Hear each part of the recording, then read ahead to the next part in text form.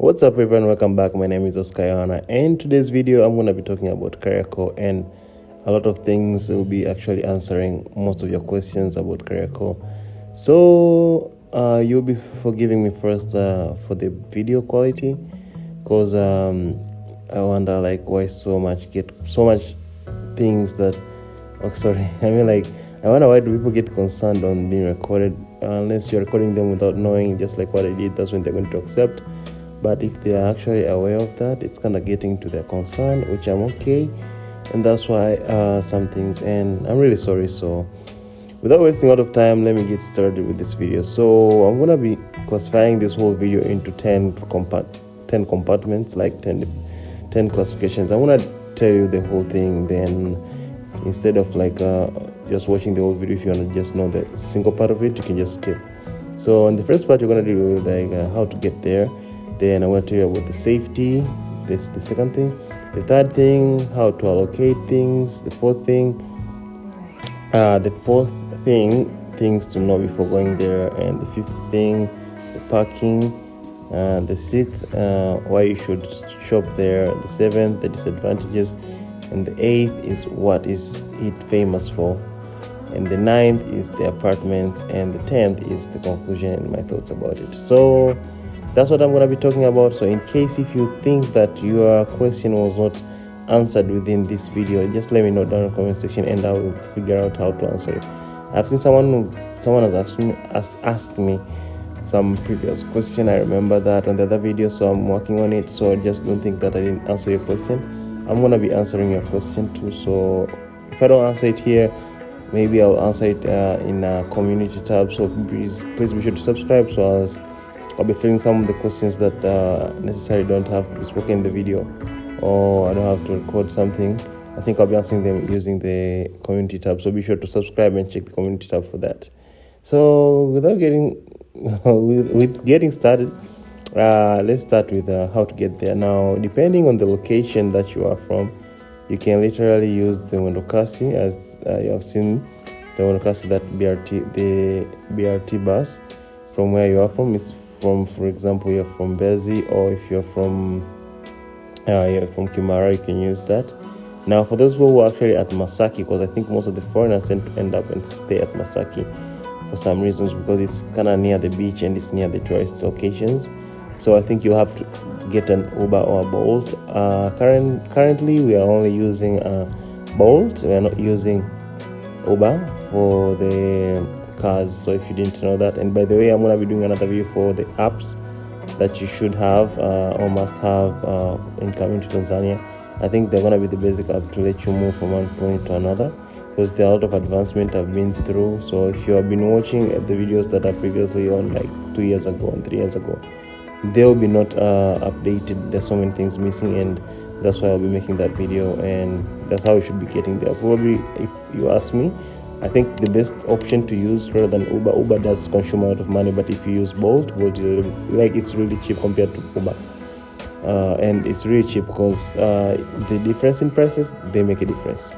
Now, I'm gonna go to the second thing. Now, the second thing, it's safety. Now, if you ask me about safety, the place is safe, but you should be cautious with your properties, because sometimes if it's in the dark during the evening, things are not that much safe. I sincerely say this. I also once lost a phone in Kariakoo. It was a Kiku. It's called Mkuki House nearby there. It was at night. So literally, you should be careful when you are having your properties or moving around Kariakoo at night. And especially if you're moving at night, remember the BRT buses around 9, they don't move from there to Mbezi. So you should be like ready if you want to use that, or if you want to use Uber to go back to your place, or Bolt, that's okay. But if you're using the BRT, you should be more careful on that. And safety is really concerning. It's really a concern of Kariakoo at night, though we are saying the policies are doing so much great job. But with safety, I think you should be more concerned with your properties, especially it's getting dark. If it gets dark, just be sure to get back to your safety apartment, and that's all I could advise you. So when it comes to number 3, how to allocate things, right? Now, what I mean by allocating, I mean like the shops. Now, one of the things that you should be really careful when going to buy things at Kariakoo, it's knowing the place that you're going to buy, because sometimes when you buy something and it's not the place that actually those things are sold in a large amount, in a large quantity, you'll end up buying with a very high prices. So before you go in the shop and tend to buy something, please move around into the shops and try to figure out and see if you see something, it's being sold on almost like every shop nearby on the same place, and the prices don't have big differences. You shouldn't buy it. You just go continue searching until you figure out that the cheapest price. If they tell you, let me tell you something, like a certain trick that you can use. If they mention you a price, you're going to have to mention a little bit like really low price, and then you can hear from them what will they say. So if you go to a place and you want to buy something, don't just go straight. Sometimes they can tell you a highly amount of a price, and that's not the real price. I myself have done that so many times, and it has worked. I really bought so many things, and I bought them very cheap because I took my time to explore. So if you take your time and explore and know the things that you want to buy, and I think that's how you're going to succeed on doing that. So going to number 4, things to know before going. Okay, things to know before going. There's so many things you should know, and I think so many things I'm going to be mentioning here. So things to know before going. I should know that that Kariakoo market, there we do have police issues. What I mean by that is, like we do have a place where if it's anything that has happened, you can also report. Because I talked about safety, but I didn't talk about what should you do when you try to lose your property. So remember, if you lose your property or if anything happens, if it's bad, just remember that we have a police station nearby, which is Msimbazi Center, Msimbazi Police. So it's called that. So in case if you've forgotten, just ask people like, hey, where is Msimbazi Police? Most of the people in Tanzania, they understand English. So if you do ask, and if you're a foreigner, they are very friendly to foreigners, but be careful, there are those naughty ones who can also mislead you.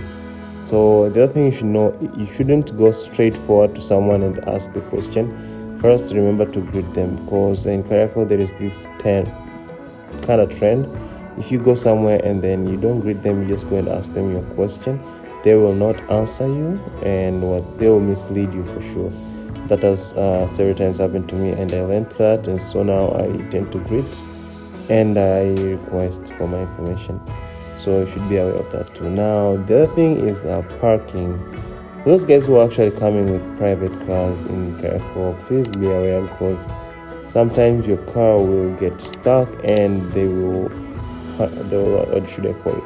They will triangulate and pin it. Like, what I mean by triangulate, there's this sort of thing that if you're parking on the wrong location, they will tend to lock up the tire, one tire, or even both tires. It doesn't matter which car you're using. So literally, I think for foreigners mostly they'll be using both. So this is kind of less of a challenge to you, unless you're actually staying here for a period of time and you've literally decided to buy a car for some reasons, and hence you'll be having that consequence. Because around Kariakoo, if you don't really find a parking, it's better to go and park in Gerezani. There is a nearby place where people go and parking. So you should go there and request for information on how to park.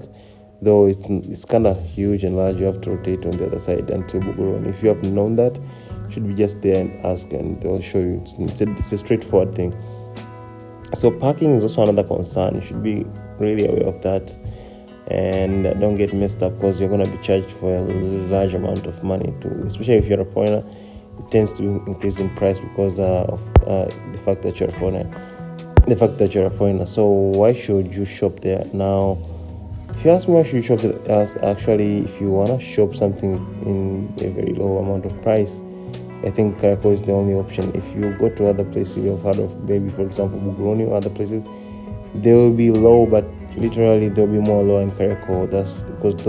That's not the place where they get them. The people in other shops, they come at Kariakoo to buy things and sell them out. So if you're really looking for the best price, and you want to explore and understand the culture of the foreigners and the way they shop things, I think you should go to buy in Kariakoo. Now the disadvantages, number 7 here will come. Number 7 on disadvantages. Disadvantage of going to shop to Kariakoo, there are so many of them, but the main disadvantage is the risk of losing things. and the risk of getting lost within Kariakoo. See, there's this trend, the saying that if you go to shop in Kariakoo, you'll get lost with your map. So if you're using Google Map, I don't advise you. I think you should use someone from the local who is really familiar with the place and you're really aware of, and they could direct you around Kariakoo. Unless otherwise, I think this is the main problem that we have in Kariakoo. If you don't know the streets, you'll get lost, and you don't have to use your Google because it also somehow misleads you on how to move around Kariakoo. So my best advice is looking for someone who can help you out and looking around Kariakoo and getting your things packed up. Now, going to number 8 is, what is it famous for? Okay, so Kariakoo is so famous, and so many people have heard about it. Seeing so many people searching about it, and they just want to look at what is it, why is it so famous, right? Okay, so Kariakoo, it's known because it's the largest mall and with the locals around Tanzania. So there are so many other malls. Okay, it's not actually a mall; it's like a market, a local market. So you have seen me showing you some of the local markets other places, but Kariakoo is one of the largest market ever shown in Tanzania. So almost like all the sellers from all over the country and even abroad do come to Kariakoo to buy things. So if in case you're actually thinking of starting a business of buying and selling things from Kariakoo and going to sell them into your place, either it's in your country or it's in the regions inside Tanzania, be sure that going to Kariakoo to buy those things are going to be like the best thing that you ever done for yourself. And the other thing that it's famous for, it's famous since it contains one of the big, should I say, I think the big police station. Of course, it's not the biggest, but it's one of the big police station around in Dar es Salaam. And it being the fact that so many people come there makes it so famous, and the fact that we have a lot of people, like in the whole Tanzania, this is the only place that has got a lot of people at once, and it's always busy as it looks like here right now, what I'm showing. And then also number 9, the apartments. So we're almost going to an end to our video. So number 9 about apartments, I'm going to take some time to explain some things here. Now, when you talk about apartments, there's so many things that you should be knowing, because in Tanzania, when you hear that if you want to look for an apartment, then we have people, we call them dalali. I think they are people who will help you get the apartments. Now, they tend to charge you like a price of like you pay for 1 month. If you have a long-term stay on Tanzania, then you try looking forward to get an apartment. Now, the first advice, if you're looking for an apartment, never look for an apartment in Kariakoo. That you should take, like, never ever look for an apartment in Kariakoo. Okay, why am I telling you not to look at apartment in Kariakoo? Apartments at Kariakoo, they are very expensive. They are super expensive because they're in the middle of the market. Now, if you want best apartments, you usually want to go into the interior part of the region of Dar es Salaam. For example, if you could go to somewhere like Mbezi Mwisho and other places. Now, the only problem you're going to face if you go there, and it's only that it's going to be a little bit far from the town. Now, it depends on what you're looking for. I've seen so many foreigners going to live in apartments in Palm Village, but those apartments, they're very expensive. Now, that amount of money that you're spending on staying on those, there's actually a better way if you don't stay in other places and kind of enjoy even better, because you're seeing with the locals and you're staying with the locals, and kind of living with the locals makes you get the experience of the real life situation in that place.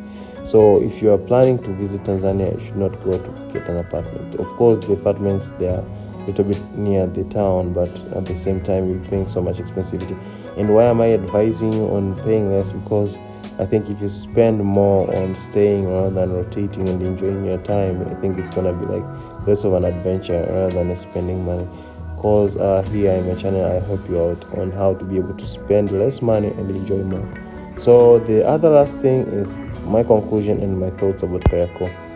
Okay, so if you ask me about Kariakoo, I would say that Kariakoo is a good place that you could go for shopping, and I'm not biased about it because there is more to get than more to lose in that place, and that's why that place is still rotating until now. At night, there's something good that I have to say about it. It's not like some other places. I wish I could share some names, but I think for this video, let me just spare that.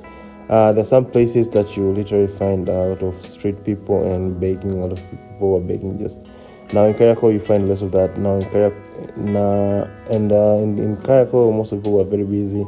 They are hardworking. Sorry, they are hardworking, and I'm really loving that, because the more they hard work, the more the money they get, the more they go and get money, and the more the country develops. So it's kind of a free and flow in the vicious cycle that comes around. So I think that's the best thing I could share with you now. And as you can see, and in Mwendokasi, you have also seen that there's this thing that people don't show you in Mwendokasi, that there is a lot of people inside there going. And for real, it's so many people like going inside, and it tends to be very crowded. I wish even one day I could show you the way people scramble. It's very hectic, but they don't show you that. They only show you the good buses. People are inside already, but trust me, that Mwendokasi thing, I would advise you to use a boat rather than a Mwendokasi if you really have a lot of things to carry. My best advice is to make sure that you use the safetiest transport that you can get around, and boat could be one of the options. And I think that's all for today, and thank you so much guys for watching, and I hope you have enjoyed. And if you want to know anything about Tanzania, let me know. I'll be giving out so many videos about Tanzania on seeing the perspective as a foreigner who is coming to Tanzania. So I hope it may lead you and successfully help you, even if it's years to come, when you're watching this video. And enjoy and have a good day.